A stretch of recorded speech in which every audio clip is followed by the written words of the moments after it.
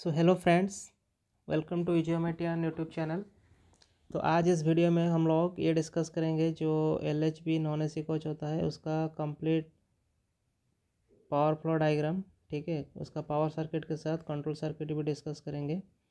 तो शायद आज के बाद आप लोग को और कोई वीडियो देखने की ज़रूरत नहीं पड़ेगी LHB नॉन AC कोच में। ठीक है, बस यही कंप्लीट थ्योरी है। तो इसके साथ बस प्रैक्टिकल को कोरिलेट कीजिए तो साथ समझ में आ जाएगा। ठीक है, चलो वीडियो स्टार्ट। पहला फ्रेंड है, आप एक इमेजिन कीजिए जैसे कि एक LHB नॉन AC कोच होता है। तो उसका चारों तरफ पहले 4 फीडर जंक्शन बॉक्स रहेगा जो कि कपलर जहाँ पे लगता है।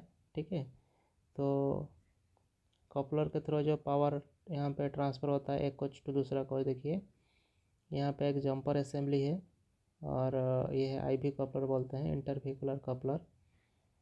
ठीक है, तो ये जो 4 FGB है, कोई भी दो साइड से, चाहे इस तरफ लिए चाहे इस तरफ लिए, कोई भी दो साइड से हम लोग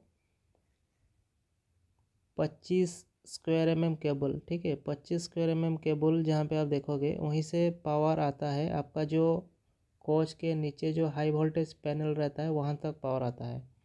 कैसे आता है? RYBN यानी रेड येलो ब्लू, यानी 3 फेज एक न्यूट्रल हम लोग लेके आते हैं। लेकिन जो पावर चला जाता है जो एक फीडर जंक्शन बॉक्स से दूसरा फीडर जंक्शन बॉक्स, उसमें आप लोग को कपलर के अंदर टोटल 7 वायर मिलेगा।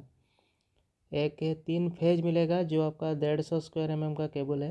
ठीक है, न्यूट्रल मिलेगा 95 स्क्वायर mm का केबल, आर्थिंग वाला मिलेगा 70 mm स्क्वायर केबल, और जो safety loop 1 and safety loop 2.5 mm square का केबल।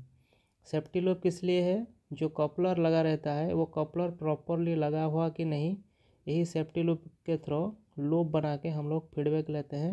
और वो फीडबैक कहाँ चेक होता है? पावर कार में चेक होता है, और एक आपका LSLRD कोच में चेक होता है कि हमारा प्रॉपर जो कपलर लगा है कि नहीं, इसलिए सेफ्टी लूप लिया जाता है। ठीक है, सो सेफ्टी लूप आप लोग समझ गए, यानी टोटल 7 तार चला जाता है एक फीडर जंक्शन बॉक्स से दूसरा फीडर जंक्शन बॉक्स। ठीक है, ये वाला। लेकिन जो हमारा पावर, जो हमको मेन जो मकसद है हम लोग को 110 वोल्ट DC निकालना और मोबाइल चार्जिंग के लिए 110 वोल्ट AC निकालना, हमारा ये दो रिक्वायरमेंट है। एक 110 वोल्ट DC और एक 110 volt AC for mobile charging.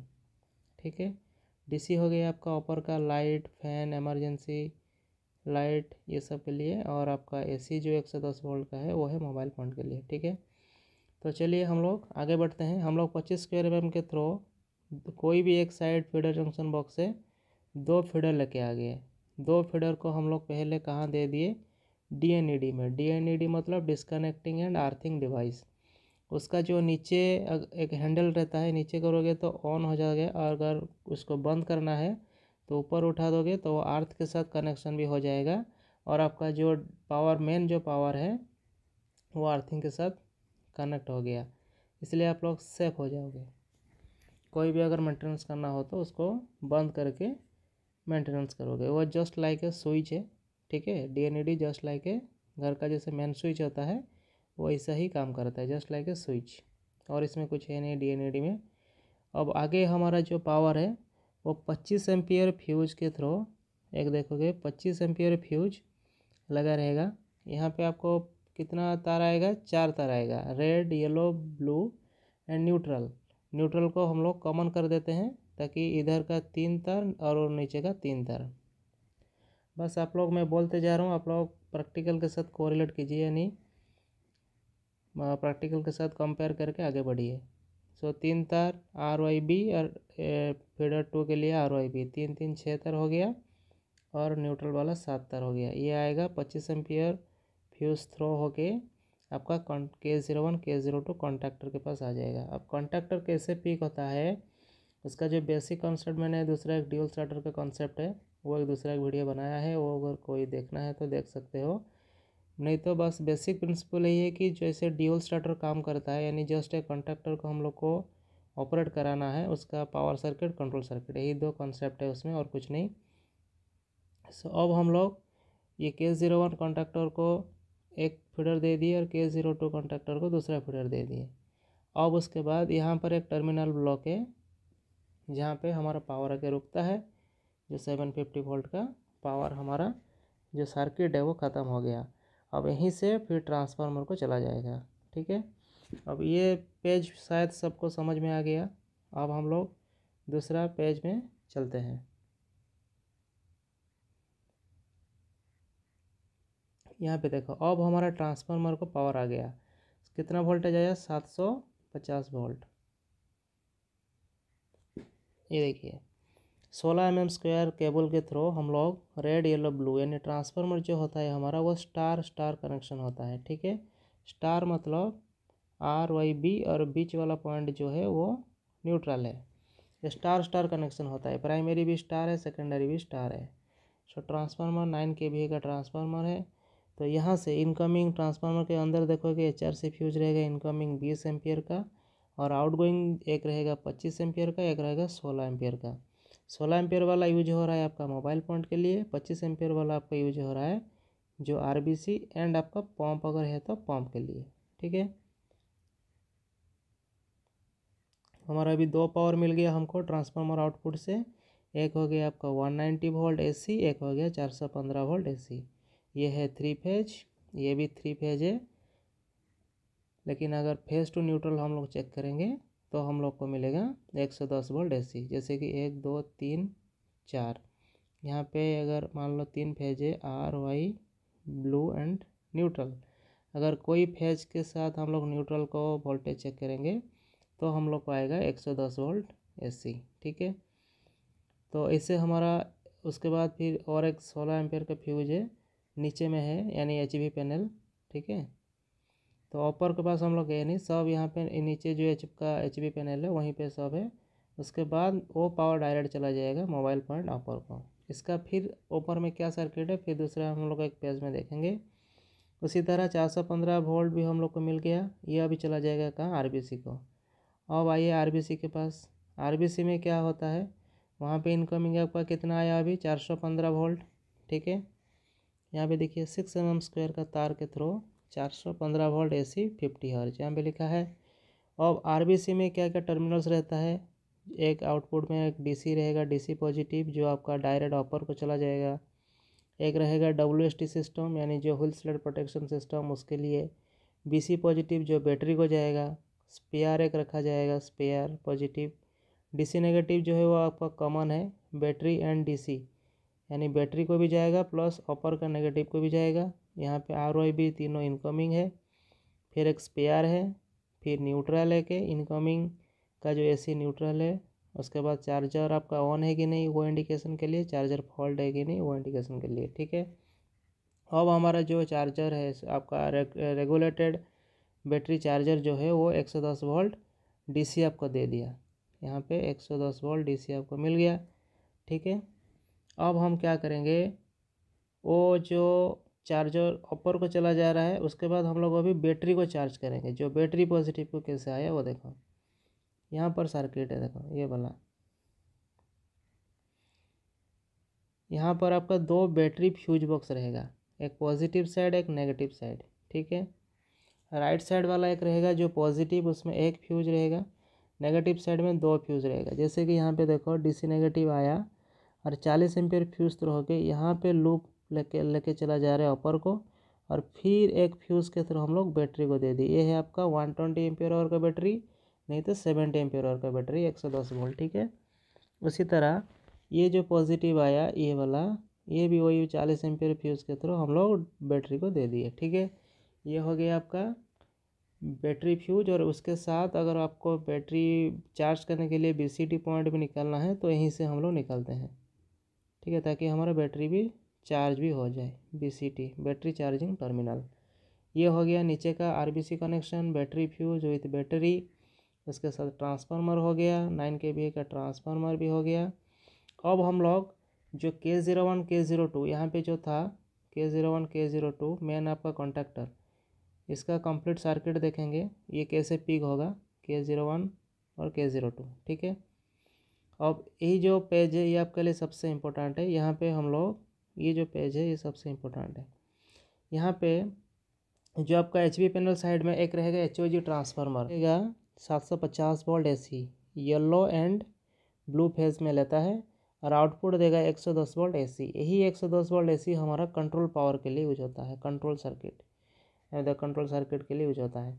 अभी अगर आपको K01 पिक कराना है तो क्या करना पड़ेगा, यानी आपको आपका नेट वन का फीडर रेडी करना है। तो क्या करोगे, सबसे पहले देखो आपको याद करना है इसे, जैसे कि मैं पहले एक ड्यूल स्टार्टर का और एक वीडियो बना दिया है, अगर देखना वो समझ में आना चाहिए, फिर इसके बाद ये समझ में आएगा, लेकिन इसमें कोई बात नहीं, सब समझ में आ। देखो ये वाला कॉन्टैक्टर है K01 कॉन्टैक्टर का A1 A2 है।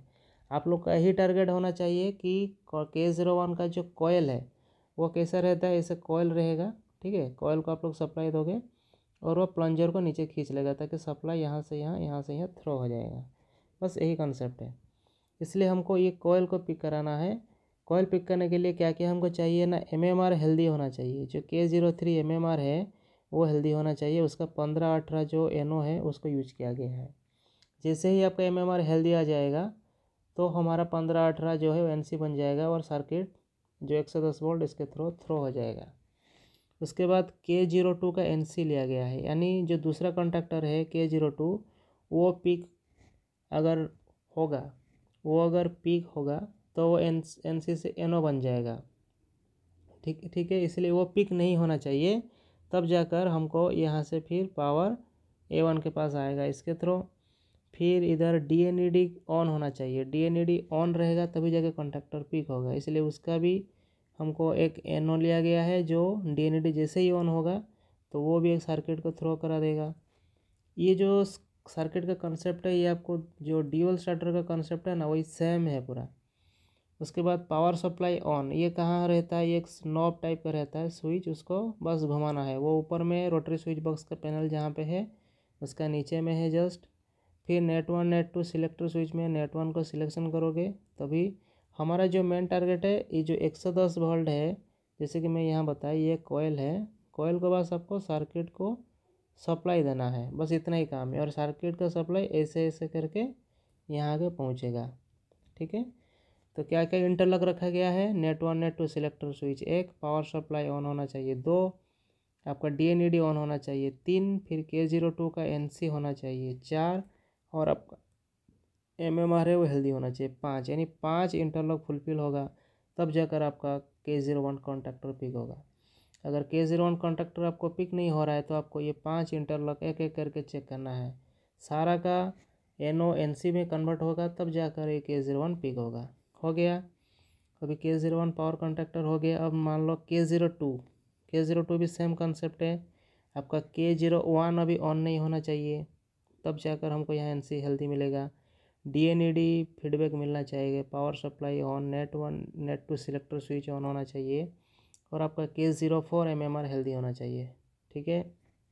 ये हो गया K02 के लिए।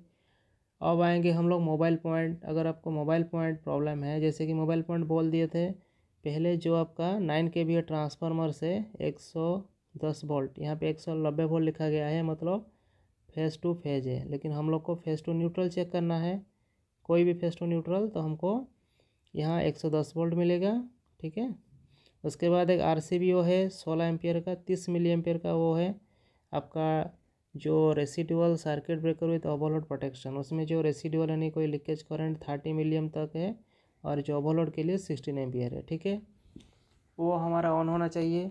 उसके बाद MCB का एक सिलेक्टर स्विच रहता है, मोबाइल सर्किट पॉइंट का सिलेक्टर स्विच रहता है, उसको ऑन करना है। फिर 6 एम्पियर HRC फ्यूज है, ये सब आपका अपर में है, अपर का जो रोटरी स्विच पैनल है उसका जस्ट नीचे है।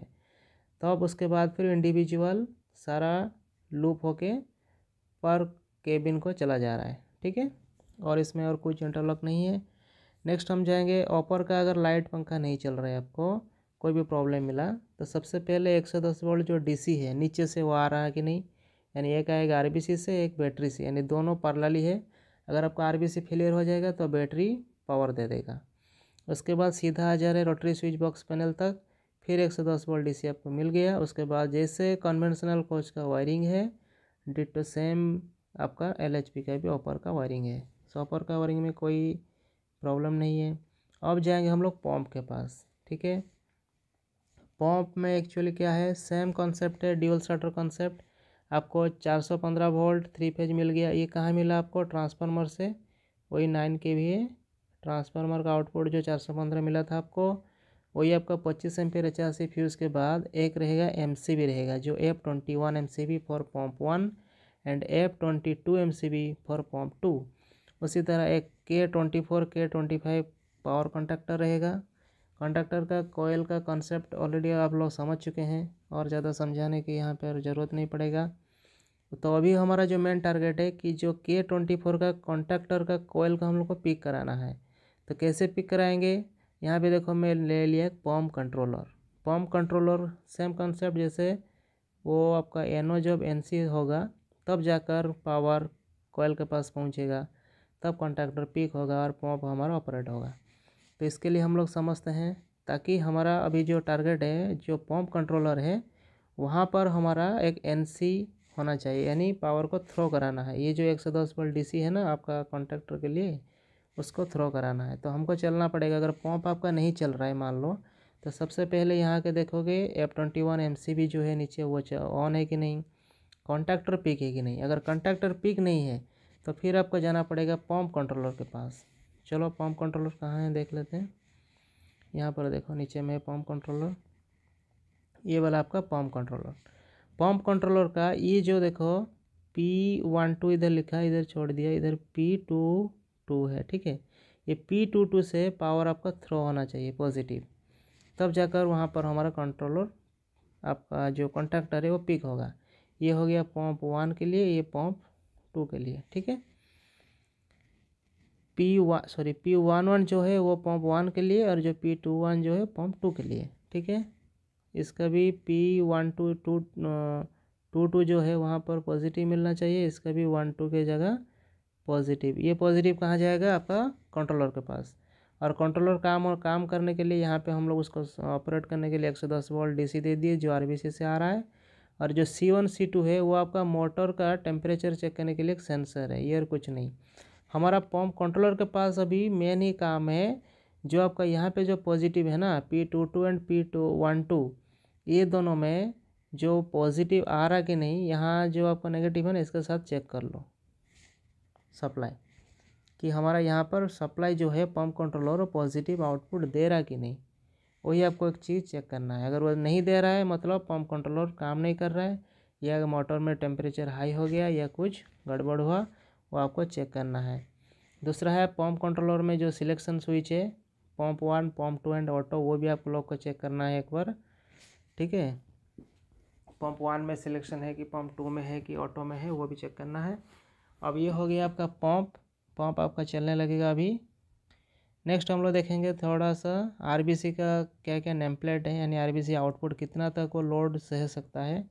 जैसे कि इसका आउटपुट करंट है 35 एम्पियर, ठीक है, मैक्सिमम। और बाकी तो ये सबको पता होगा, constant voltage with current limiting. और ये इनपुट है 415 RBC का, और आउटपुट है आपका 110 वोल्ट DC। उसी हिसाब से जैसे कि 35 एम्पियर इंटू 110 करेंगे तो अप्रोक्सीमेटली 4.5 किलोवाट आ जाएगा, जो आपका RBC है। और उसमें जो छोटा सा है कि EBC रहता है, इमरजेंसी बैटरी चार्जर, वो आपका इनकमिंग जो है वो 240 वोल्ट, यानी जो सिंगल फेज के लिए, ठीक है। जो EBC है वो सिंगल फेज में चलता है, जो RBC है वो 3 फेज में चलता है। सो बस फ्रेंड, ये इस वीडियो में बस इतना ही। शायद आप लोग को अभी LHP मोटा मोटी सब समझ में आ जाएगा। यहाँ पे जैसे ये वाला पेज सबसे महत्वपूर्ण है, K01 K02 mobile point, upper light and fan and pump. और नॉन AC में और इसमें ज़्यादा और कुछ इतना है नहीं। बाकी इमरजेंसी तो आप लोग का कन्वेंशनल में जैसा है, उसके अंदर जो 12 वोल्ट का बैटरी रहता है वही सेम कॉन्सेप्ट है, ठीक है।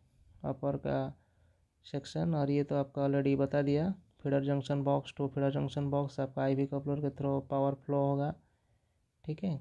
और यहाँ पे DNAD में कैसे फाइनल 750 आगे रहता है। सो बस फ्रेंड, अभी तो LHP शायद ऑलमोस्ट कंप्लीट हो गया। और भी जिसका डाउट रहेगा तो पूछ सकता है कमेंट में। So thank you friends.